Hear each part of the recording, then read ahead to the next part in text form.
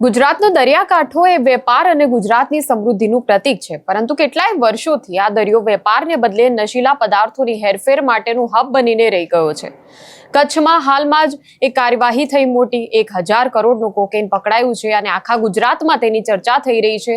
ત્યારે લોકો હવે એ પણ સવાલ ઉઠાવી રહ્યા છે કે ડ્રગ્સ અને ડ્રગ્સને સપ્લાય કરનારા, જે ડ્રગ્સને લાવનારા લોકો છે તે તો પકડાય છે, પરંતુ તેને મંગાવનારા કોણ છે? ત્યારે આ મામલે કોંગ્રેસ નેતા જિગ્નેશ મેવાણીએ પણ સરકાર પર પ્રહાર કર્યા હતા. તેની વાત કરીશું આ વિડીયોમાં. નમસ્કાર, નિર્ભય ન્યૂઝમાં આપની સાથે હું મયુરી.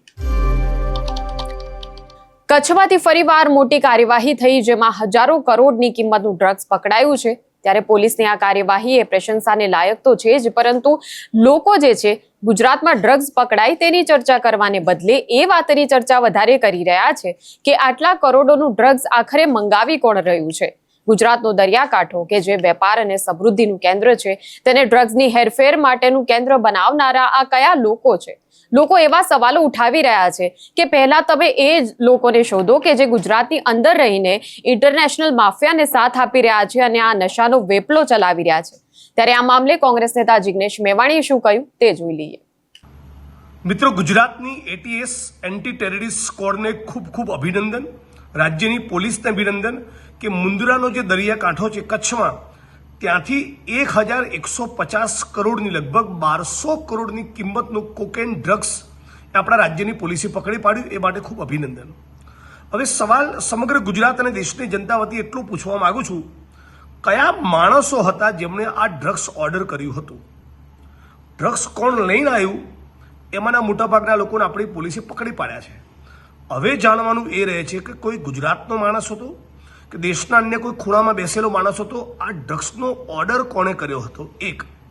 અને બીજું, આટલી મોટી રકમનું લગભગ 1200 કરોડની કિંમતનું ડ્રગ્સ આવતું હોય તો લઈને આવનારા માણસો ડફોડ તો હોય નહીં. થોડું ઘણું એડવાન્સમાં પેમેન્ટ થયું હોય તો પેમેન્ટ ચેક દ્વારા થયું હતું, કેશ આપ્યું હતું કે હવાલો પાડ્યો હતો? આની ફાઇનાન્શિયલ ટ્રેલ પકડાવી જોઈએ.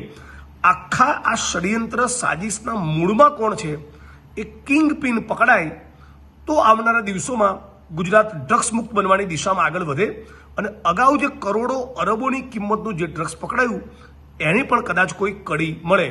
હાલ પૂરતું રાજ્યની પોલીસને અભિનંદન આપું છું એ અપેક્ષા સાથે કે ફક્ત તમે નાના પેડલર નહીં, મુખ્ય કિંગ પિન, મુખ્ય માફિયા, સૂત્રધારને પકડો અને આ લોકો ડ્રગ્સ ઓર્ડર કરતી વખતે પેમેન્ટનો કયો રસ્તો અખ્તિયાર કરે છે એ ગુજરાત અને દેશની જનતાને બતાવો. ગુજરાતમાં ડ્રગ્સનો મુદ્દો એ ખૂબ જ ગંભીર છે અને ડ્રગ્સ પકડવાની જે કામગીરીઓ થતી હોય છે તેને લઈને લોકોના મનમાં પણ ચોક્કસપણે પોલીસની જે પ્રશંસા છે તે કરી રહ્યા છે, પરંતુ તેની સાથે સવાલો પણ ઊભા કરી રહ્યા છે કે ડ્રગ્સ પકડવાની જે આ કાર્યવાહી છે, પોલીસની તત્પરતા અને કાર્યક્ષમતા એ વખાણવા લાયક છે, તેમાં કોઈ શંકા નથી, પરંતુ ડ્રગ્સના પડકારનો સામનો કરવા માટે આ પૂરતું નથી. ગુજરાતના યુવકોને ડ્રગ્સના વ્યસની બનાવનારા લોકોની સામે જ્યારે દાખલારૂપ કાર્યવાહી થશે એ દિવસ એ ગુજરાત પોલીસ માટે ઘણો મોટો હશે. જે મોટા માથા ડ્રગ્સના નેટવર્કમાં પાછળથી દોરી સંચાર કરી રહ્યા છે તેમને પણ હવે પકડવામાં આવે તેવી લોકો દ્વારા માંગ ઉઠી છે.